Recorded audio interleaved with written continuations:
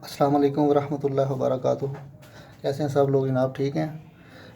आज हम बनाएंगे आलू मुर्गी का सालन शोरबे वाला, और इंशाल्लाह आपको ये पसंद आएगा। सबसे पहले हम इसके अंदर इसके नीचे जनाब आंच जलाते हैं ताकि ये पार्ट जो है वो गर्म हो जाए। उसके बाद इसमें ऑयल डालेंगे। आधा किलो मुर्गी है और एक बड़ा आलू है, और इसके अंदर तकरीबन 2 चम्मच ऑयल जो है वो जाएगा। इसके अंदर 2 चम्मच ऑयल डाल दिया। ये 1 चम्मच है, ये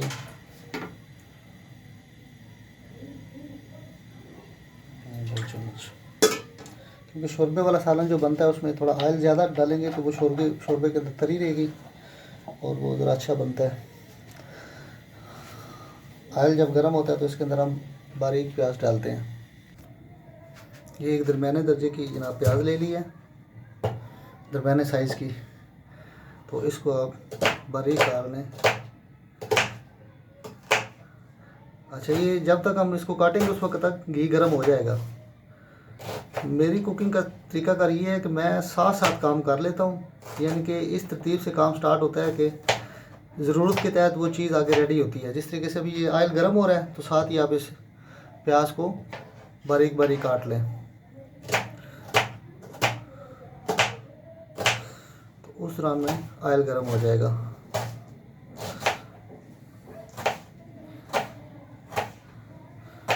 अगर आपको थोड़ी जल्दी होती है तो उसमें फिर बंदा पहले चीज़ें सारी रेडी भी कर सकता है। ये सारी चीज़ें पहले रेडी कर लें और साथ साथ पकाना शुरू हो जाए। तो कभी ये भी होता है कि आप शुरू कर लें और साथ साथ चीज़ें भी रेडी होती रहती हैं। ये दोनों ऑप्शन होते हैं। ये इसको लाइट ब्राउन होने तक हम पकाते हैं। उसके बाद हम इसमें लहसुन और अदरक डालेंगे। ये प्याज लाइट ब्राउन हो गया। तो शोरबे वाला सालन जब बनाना हो तो लाइट ब्राउन से थोड़ा सा तेज़ कर लें। ये देखिए भी थोड़ा सा लाइट ब्राउन से ये तेज़ है, जिसमें आपको ये प्याज थोड़े थोड़े ज़्यादा भी नज़र आ रहे होंगे। अभी इसमें हमने ये अदरक और लहसुन का पेस्ट डाल देना है। शोरबे वाला जब भी सालन बनाए तो उसमें प्याज को लाइट ब्राउन से थोड़ा सा तेज़ करें, हल्का सा, बहुत ज़्यादा तेज़ नहीं।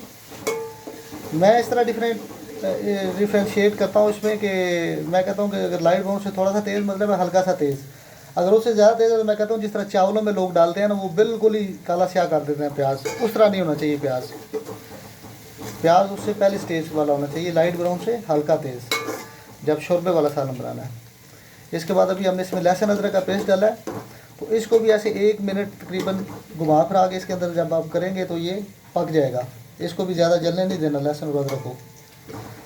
तो इसकी भी निशानी ये होती है कि इसके अंदर से एक हल्की सी भाप निकलती है। जब हम डालते हैं ना लहसुन को या अदरक को पेस्ट को, तो भाप निकलना शुरू होती है। जो ही भाप निकलना समझो बंद हो गई है तो इसमें वो पक गई है, उसके अंदर जो नमी थी ख़त्म हो गई है। तो उसके साथ ही हम ये भी आधा किलो मुर्गी है, ये हम डाल रहे हैं। ये दरमियाने पीस हैं, मतलब ना ही बहुत बारीक पीस हैं, क्योंकि शोरबे वाला पकना हो ना तो इतने पीस करवाना चाहिए। ये साइज़ आपने देख लिया होगा।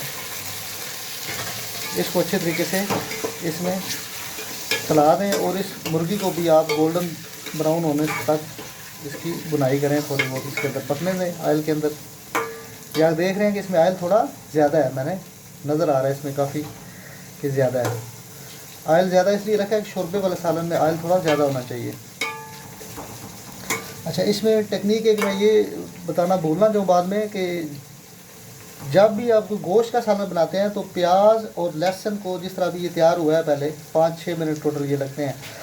तो जब ये प्याज और लहसुन तैयार हो जाए उसमें डायरेक्ट आपने गोश्त डाल देना है। टमाटर नहीं पहले डालना है, ना ही कोई मसाला जार डालना है। अगर आप मेरे तरीके से रेसिपी बनाएंगे तो उसमें आप उसकी टेक्निक ये है कि प्याज और लहसुन के पानी में और अदरक के ये जो टेस्ट होता है इसके अंदर ये मुर्गी एक दफ़ा अच्छे तरीके से फ्राई हो जाएगी। फिर इसके अंदर हम मसाला जार डालेंगे, उनको भी अच्छे तरीके से फ्राई करेंगे। जब वो अच्छे तरीके से सब कुछ फ्राई हो जाएगा फिर टमाटर एंड पे डालने होते हैं। तो इसको भी हम फ्राई होने देते हैं। ये कम से कम 5 से 6 मिनट लगेंगे इसमें फ्राई होने में।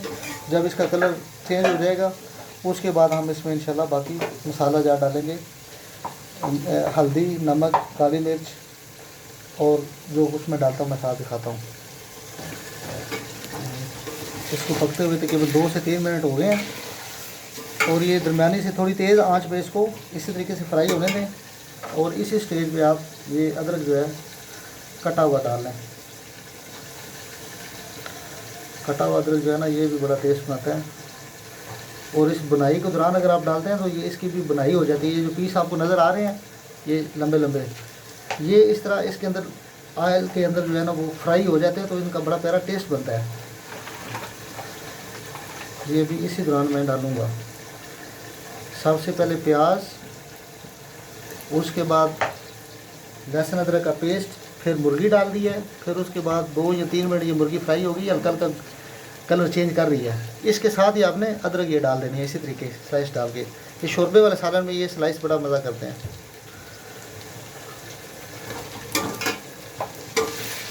तो मुर्गी का कलर गोल्डन होने तक हम इसको पकने देंगे।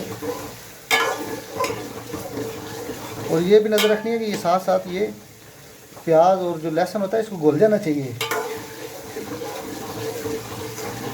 तब पता चलता है कि इसकी फ्राई मुकम्मल होगी है गोश्त की और मसालों की। अभी इसके अंदर मैं इसको गोल्डन ब्राउन ये तकरीबन हो गई है ये मुर्गी, ये देखिए अपना कलर चेंज कर गई सारी बोटियाँ। अभी इसके अंदर मैं 1 बाय 1 सारे मसाला जो डालता हूँ। इसमें कुटी हुई लाल मिर्च थोड़ी सी डाल लेते हैं। ये कुटी हुई लाल मिर्च आधा चम्मच,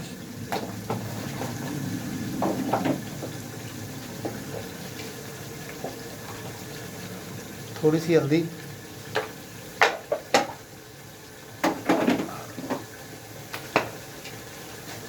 काली मिर्च। अमूमन लोग बाद में भी डालते हैं लेकिन मैं पहले डालता हूँ, मेरी अम्मी पहले डालती थी। ये काली मिर्च बुनाई में भुन जाती है, इसका अपना ही एक टेस्ट होता है डिफरेंट।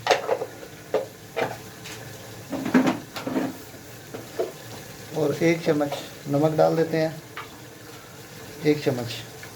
पहले मतलब कि नमक नॉर्मल डालना चाहिए, कम ज़्यादा तो पता एंड पे चेक कर लेता है।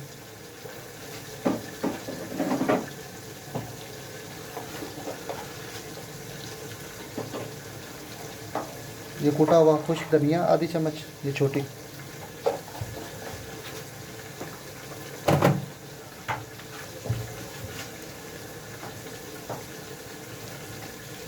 सिरका डालने ज़रूर डालता हूँ मैं ये गोश्त में, ये से थोड़ा आधा चम्मच तकरीबन छोटा चम्मच डाल लेना चाहिए।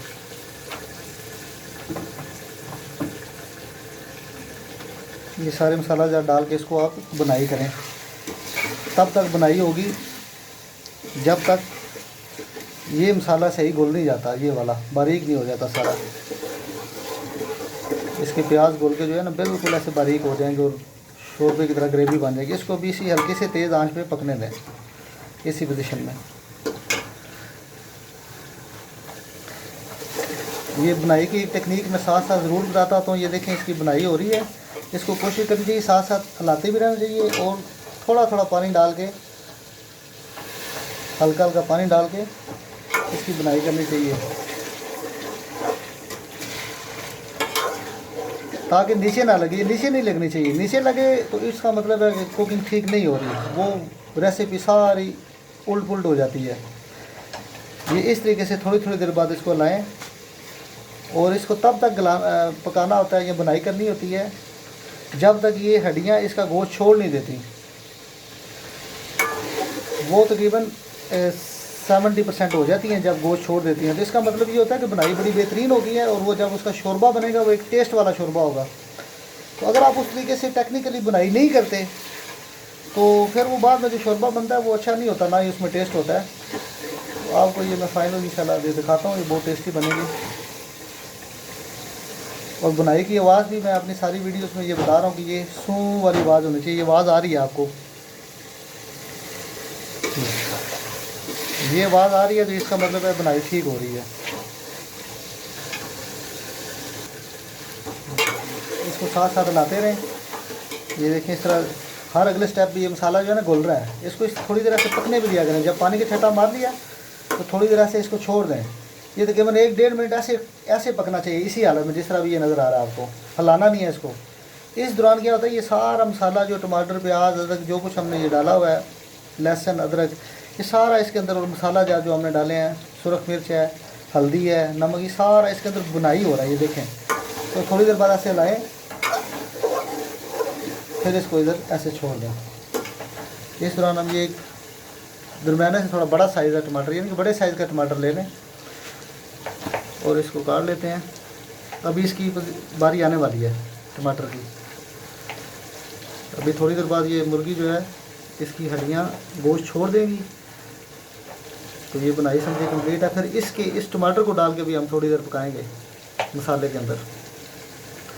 यही तरतीब रखनी है तो शोरबे वाला सालन आपका बहुत टेस्टी और लजीज बनेगा। अगर इसमें से तरतीब आगे पीछे की, मतलब टमाटर पहले डाल दिए या मुर्गी के आगे पीछे टाइम पे नहीं डाली जिस जो तरीका बताया है, तो ये फिर वो चीज़ नहीं बनेगी। ये टमाटर हमने काट लिया, इसको ये अभी ये मैं दिखाना चाह रहा हूँ। ये देखिए थोड़ा सा फील हो रहा है, हल्का सा नीचे लगा हुआ है, हल्का सा। तो ये ठीक है, ये बेसिकली इसकी बनाई ही हो रही है। जो नीचे भी लगता है ये बुन रहा होता है, लेकिन बहुत ज़्यादा नहीं लग रहा है। अभी ये थोड़ा सा पानी हम ऐसे छटा मारेंगे हल्का सा, ये इसको फिर ला लेंगे। ये तो ये इसका मसाला बन रहा है। इसका मसाला ये हर अगले स्टेप पे ये घुल रहा है, ये देखें ये घुल रहा है, मज़ीद बारीक हो रहा है। ये किसी होने चाहिए मसाले के। अभी तकरीबन 1-2 मिनट और हम इसको इस तरह रोक के, ये भी हमने रोक दिया, आप इसको बुनाई होने दें। उसके बाद हम टमाटर डालेंगे। ये भी देखें कि भी मसाला तकरीबन 80% घुल गया। ये देखें ये बिल्कुल बुनाई भी हो गई है। ये बुने हुए की निशानी है कि ये थोड़ा गोल्डन ब्राउन हो गया है। और साथ साथ ये मुर्गी जो है ये भी देखें इसने हड्डियाँ वगैरह छोड़नी शुरू कर दी हैं। ये देखें जो अच्छा गोश्त होता है उसकी, हलाल गोश्त की निशानी होती है कि जब वो पक रहा होता है तो वो सुंगल रहा होता है, यानी कि छोटा हो रहा होता है। और जो अच्छा गोश्त नहीं होता या खुदा ना खास्ता मुर्दा गोश्त होता है वो फैलता है पकने के दौरान। ये हम ये देखें ये हड्डियाँ इसकी ये गोश्त छोड़ रही हैं, ये तकरीबन छोड़ दी हैं। ये देखें 80%। अभी इसके अंदर हम टमाटर डालते हैं। तो टमाटर के अंदर भी इसकी हमने तकरीबन 4 से 5 मिनट तक, जब तक के टमाटर घुल नहीं जाते, बुनाई करेंगे। उसके बाद फिर अगला स्टेप मैं आपको बताता हूँ। अभी इसके अंदर ये टमाटर डाल देते हैं, ये सारे टमाटर डाल दें। तो इसको अच्छे तरीके से हिला के तो इसको फिर छोड़ दें, ताकि इसकी टमाटर भी अपना पानी छोड़ेंगे और मज़ीद मुर्गी और गल भी जाएगी, और ये जो मसाला जात की बुनाई भी और मज़ीद हो जाएगी। बुनाई पे मैं बड़ा ज़ोर देता हूँ। कोई भी कुकिंग है उसकी असल चीज़ बुनाई है। बुनाई अच्छी हुई है तो वो जो भी रेसिपी है फाइनली अच्छी बनेगी। वो शोरबे वाली है, खुश्क है, जैसी भी है, जो भी आप रेसिपी बना रहे हो उसकी पहली बुनियाद बुनाई है। सब्ज़ी है या गोश्त है या दालें हैं या चने हैं, समथिंग जो भी है, तो भी इसको पकने दें। आँच का ख्याल रखना होता है, बहुत तेज़ भी ना हो जाए, दरमियानी से थोड़ी तेज़ होनी चाहिए आँच। ये जी इसको इसमें सब्ज़ मिर्चें डालनी हम भूल गए थे, ये थोड़ी सी सब्ज़ मिर्च भी डाल लेते हैं। ये कुटी हुई सब्ज़ मिर्च में रखी, जो सुरख मिर्च लोग यूज़ नहीं करते वो इस तरह कुटी हुई सब्ज़, ये तकरीबन 1 चम्मच बन जाती है। ये भी इस दौरान आप डाल दें तो ये इसमें रल मिल जाएगी। थोड़ी लेट है बेचारी, लेकिन इसमें बनाई हो जाएगी। अभी बड़ा टाइम है इसकी, हमारी 8-10 मिनट बनाई और होनी है इस सालन की। टमाटर ये गल जाएंगे तब तक ये मिर्चें भी इसके साथ मिक्स हो जाएंगी।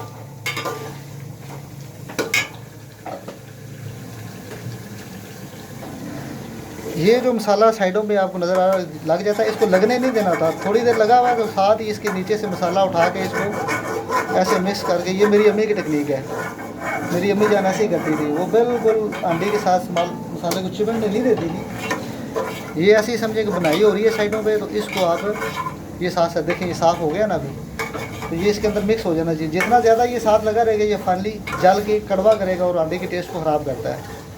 तो लिहाजा साथ साथ ये भी टेक्निक यूज़ करें कि इसको ऐसे नीचे से पानी शोरबा उठा के उसके साथ ये ऐसे साफ़ कर लिया करें।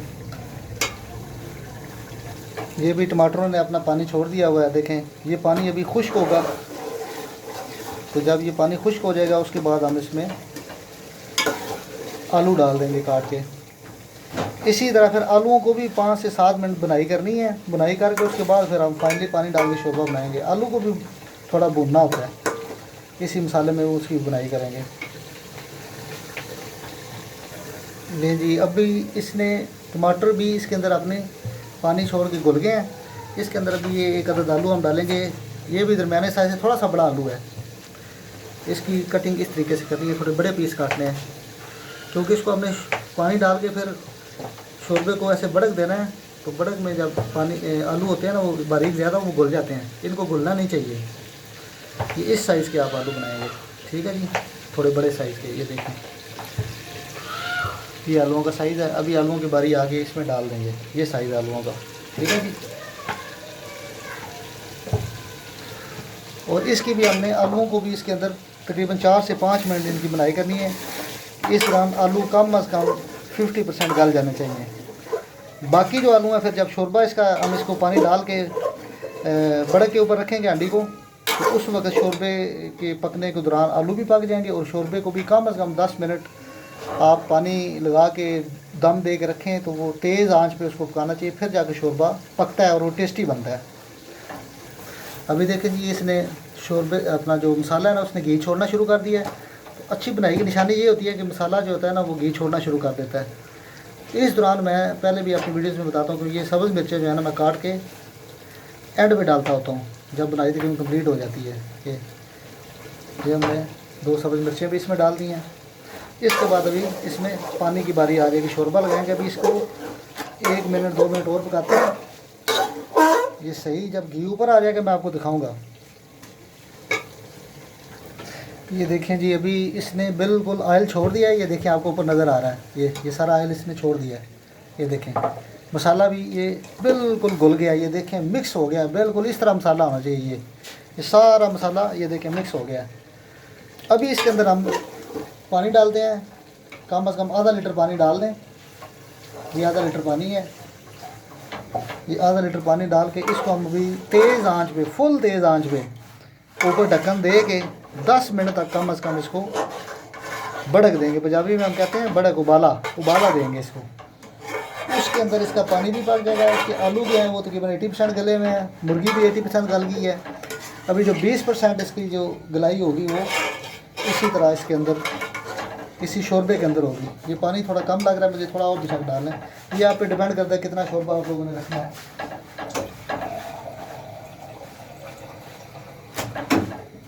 ये गिलास पानी मैंने और डाल दिया है। अभी इसको ढक्कन दे के हम बंद कर देंगे। तो इसके बाद जब हम ढक्कन उतारेंगे तो समझे ये हांडी आपकी तैयार है।